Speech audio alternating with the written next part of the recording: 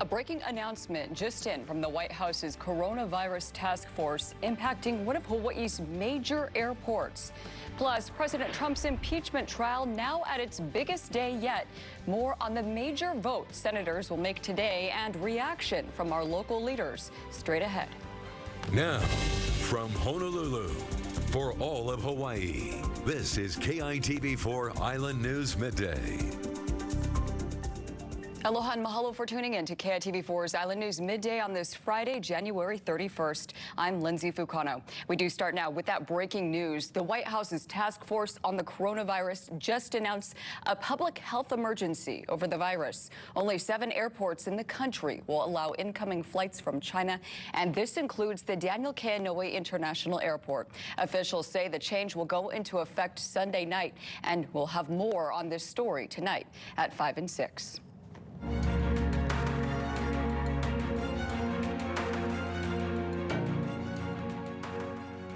And now to the very latest on President Trump's impeachment trial, which is now at its biggest day yet. Senators are set to vote today on whether they'll hear from more witnesses in the trial, and that vote is expected to happen at any time now.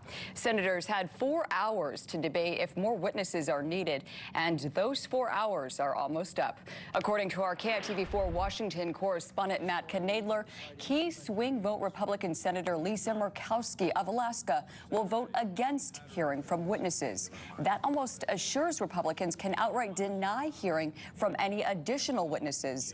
Utah Senator Mitt Romney said he wants to hear from former National Advisor John Bolton and has said he will vote for witnesses as well. If there is a 50-50 tie, the Supreme Court Chief Justice John Roberts would make its final call, and that's unclear exactly how he would decide. We caught up with Hawaii Senator Mazie Hirono earlier today, and she has called for more witnesses from the start. She feels acquitting President Trump sets a bad precedent for future action in this administration and others as well. And I think that's very dangerous for our country, that we have a president who believes that he can do anything under Article 2 of the Constitution. And when we have to ask ourselves, what is he going to do next? Now, another big question, what will the Senate do next, as Mazie Hirono just said?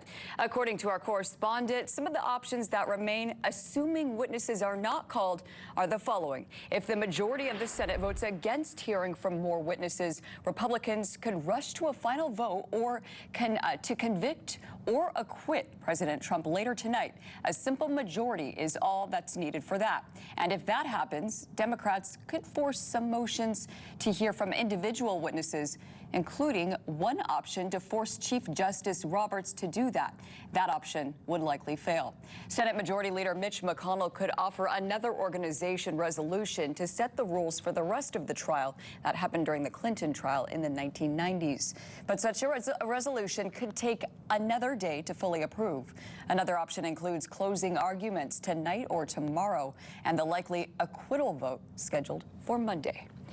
As the Senate continues its impeachment trial of President Donald Trump, today Secretary of State Mike Pompeo is in Ukraine, meeting with the country's president and foreign minister. And Pompeo says he intends to highlight America's support for Ukraine during his visit. The Trump administration says the timing of the trip has nothing to do with impeachment. Of course, to stay up to date with everything transpiring in Washington with the Trump administration and the Senate impeachment trial, you can stay with KITV4 Island News for continuing coverage. We'll bring you the very latest updates on air and online. Well, the Department of Natural Land and Resources says that it's teaming up with Arizona State University to map more than 700 miles shoreline off the main Hawaiian Islands. That project is being conducted by a team on ASU's Global Airborne Observatory. It's currently crisscrossing the state. It's a twin-engine turboprop aircraft operated by the university's Center for Global Discovery and Conservation Science. The special equipment on board can map live and dead coral, algae, and create 3D imaging of fish habitats. The team says it has already mapped out about 30% of the Hawaiian reefs and are hoping to see how much of an impact global climate change can have. We're all faced with sustaining these reefs into the future. And these reefs are undergoing kind of 3 major areas of impact. One is these heat waves that keep showing up. We had a big one in 2015. We had a big one in 2019. NOAA is predicting that we're going to have a heat wave in the ocean about every year or two by 2030. And DLNR says once they have the data, they'll try to use it to develop strategies to help the coral survive the impacts of climate change. And staying outside now, turning now to our local weather. Here's a live look over Hilo Bay. Our Tasia Worley's in now with a look at today's forecast. Tasia. Hey, Lindsay. Hilo, Hawaii is getting just a bit of cloud coverage. Over in Honolulu, we are having some light high clouds at the moment. Temperatures in the middle to upper 70s, and our humidity levels are going down as our trade winds fill back up. You can see we've got more of that cloud coverage, especially over Kauai County, associated with a system that is expected to bring us some unsettled weather as early as tonight throughout tomorrow. You can see just about 6 miles northwest of our Ni'ihau, we are picking up some heavier thunderstorms, and again, we are expecting with a couple of systems working together to give us some unsettled weather over the weekend. Good news is our trade winds are here for just a bit right before they become light and variable once again. For our Oahu, we had a pretty cloudy morning. Showers will build up through our nighttime hours this evening all the way throughout our Saturday. Maui County throughout Hawaii Island is expected to get a few of those showers late Saturday into Sunday, and then we are expected to see a bit of drier conditions by your late Sunday into Monday. We'll take a look at the surf forecasts after this, but for now, Lindsay, over to you. All right, Tasia, thank you. Roads are back open today after a fire broke out in Makiki last night. Witnesses say the fire started on Young Street in a workshop used to sharpen knives. The building is not occupied, but a couple living next door says they smelled something burning while getting ready for bed. I ran down the steps and looked in the alley. That's when I saw the really smoke billowing from his workshop. I got on the phone, called 911, and I started to just grab things that I went to go get my neighbor who lives in a studio right here. Her husband is in a wheelchair, so I had to wake them up. Yeah, I think somebody's outside popping off fireworks, but then it got stronger. And then my boyfriend said, it smells like burning plastic. That's not fireworks. And we walked out of the house and just saw the smoke coming out and just came running down. And the cause of that fire is currently under investigation. A man is recovering today after being stabbed in Pearl City last night. Honolulu police say the incident happened around 8 p.m. and one man in his 20s has been arrested. The victim, a man in his 30s, was taken to the hospital in serious condition. This is a developing story, and we will continue to update you on air and online when more information becomes available. Law enforcement's on the lookout for an inmate who did not return to the Laumaka Work Furlough Center. 43-year-old Roman Maave was supposed to be back by noon yesterday. Maave was serving time on drug charges. Well, still to come on KITV4, the White House's coronavirus task force just announced the Daniel K. Inouye International Airport will be one of only 7 airports in the country to allow incoming flights in from China. This as the virus continues to take hundreds of lives. What health officials need you to know. Straight ahead. News Midday. A new study says Hawaii's housing and construction needs are imbalanced, and the state needs to build more than 50,000 new homes for sale and for rent to keep up with the supply and demand. And according to the Honolulu Star-Advertiser, the construction is unlikely to happen. Home builders have produced fewer homes in recent years, and the study predicts the decrease will continue through 2030. Now, despite this new home shortage in Hawaii, our living spaces here are getting noticed around the world. An Oahu compound, has been crowned the Wall Street Journal 2019 House of the Year. The 7,000 square foot home is a quarter mile from Lanikai Beach, and this is the second consecutive year a home from Hawaii scored the top spot. In fact, 5 homes from the Aloha State landed in the top 15, including one on a mountain in Maui and a lanai home that was built with materials from around the world. It was a turbulent week for stock markets as worries about the coronavirus weighed on investors' minds. And analysts expect the outbreak to have an impact on consumer spending in China, the second largest economy in the world and widely considered the engine of global growth. Today, the Dow closed down by over 677 points, down by 2.35%. We'll go back outside now with a live look at the windward side. Tasia Worley's back in now with a look at today's local forecast. Tasia, how's it shaping up? We've got some. All right, Tasia, thank you. The Wuhan coronavirus continues to spread across the globe, and more than 200 people have died. Nearly 10,000 others are infected in mainland China. The illness is now deemed a global health emergency. The Daniel K. Inouye International Airport, as we just reported, will be one of only 7 airports in the country to allow incoming flights in from China. Mandy Gaither has more on what you need to know about the potentially deadly virus. KITV4 Island News Medical Minute, sponsored by Ekahi Wellness. Evacuations from China continue. Several countries sending planes to remove foreign citizens under lockdown in Wuhan, where there are empty streets and grocery shelves.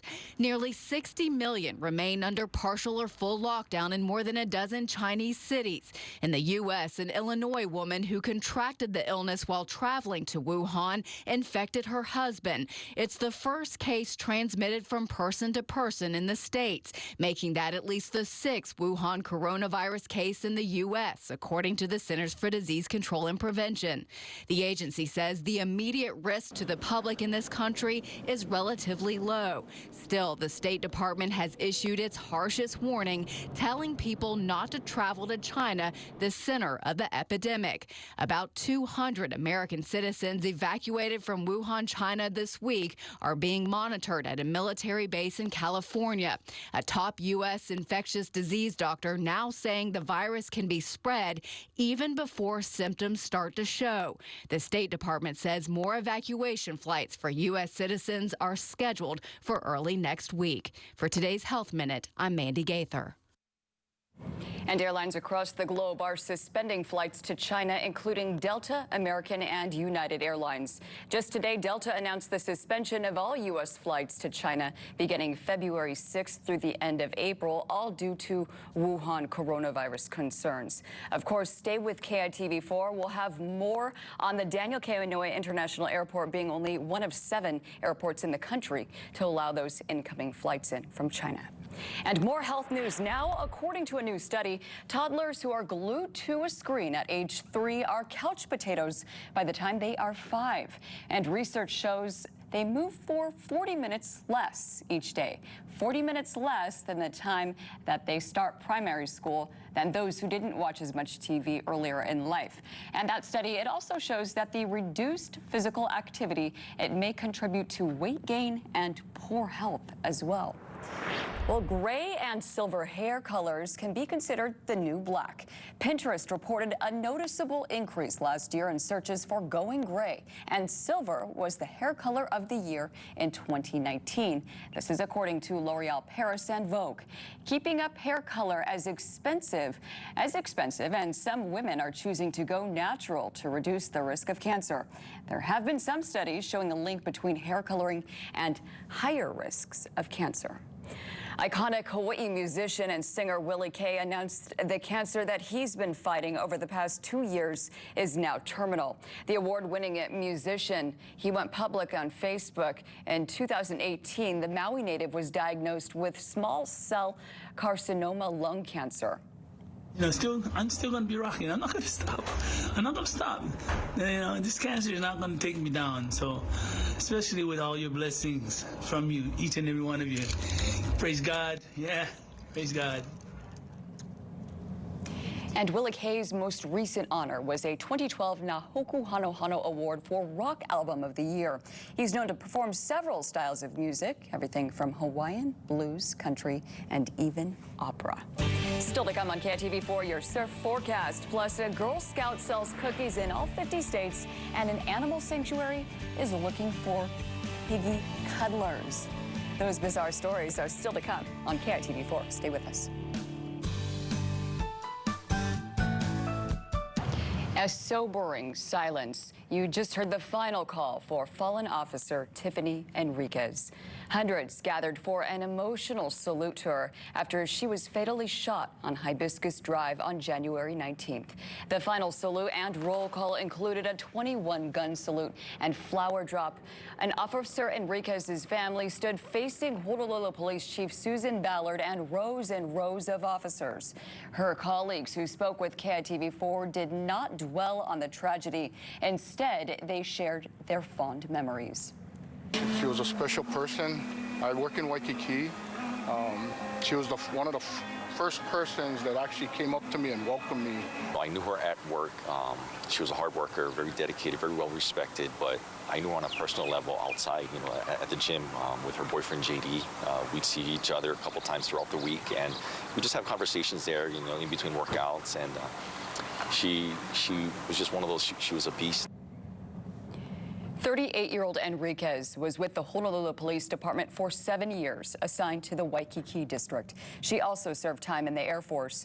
Enriquez was born in Germany but grew up in Guam. She was the mother of 3 girls and had a grandson. And just take a look at this. The Neil Blaisdell Concert Hall turned blue.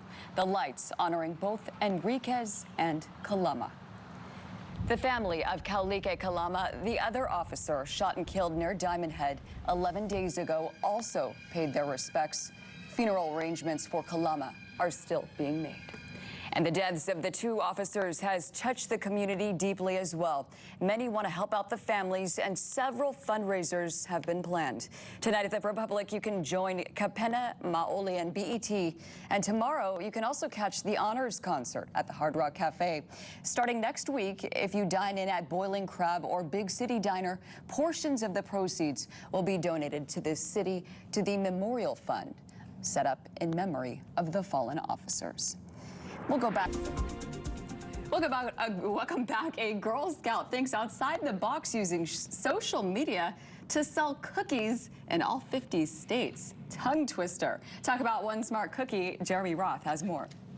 A West Virginia Girl Scout is the star of a sweet story of success. Would you like cookies? According to the organization, 7-year-old Rory Clark has sold cookies in all 50 states. Her mom says it was all about thinking outside the box. Rory used social media and her own website to reach customers all across the country, and as she sold the cookies, she used a map to chart her progress. She ended up reportedly selling over 700 boxes of cookies. Like uplifting stories like this? How about Samoa? An Oregon man who accidentally left a $5,000 tip on a beer got his money back. After enjoying a beer at a Portland restaurant, David House meant to leave a $5 tip. But the $5,000 he left by mistake ended up draining his bank account. Little did he know the eatery's owner almost immediately tried tracking him down. The pair met at the restaurant, and House was reunited with his money. Finally, calling all piggy cuddlers, a South Carolina animal sanctuary is looking for volunteers to help socialize roughly 100 rescued pigs that are preparing for life as adopted pets. No swining and dining is necessary, and they're not looking for hogs and kisses here, just some nice belly rubs and quality time to get the pigs used to domesticated life. So if you like pig butts and you cannot lie, and you're ready and swilling, you better act fast because people are already hogging the time slots. So take a look at this. I'm all out of pig puns. All right, anyways, much more to come tonight on KITV4 Island News at 5 p.m. Have a great day. Aloha.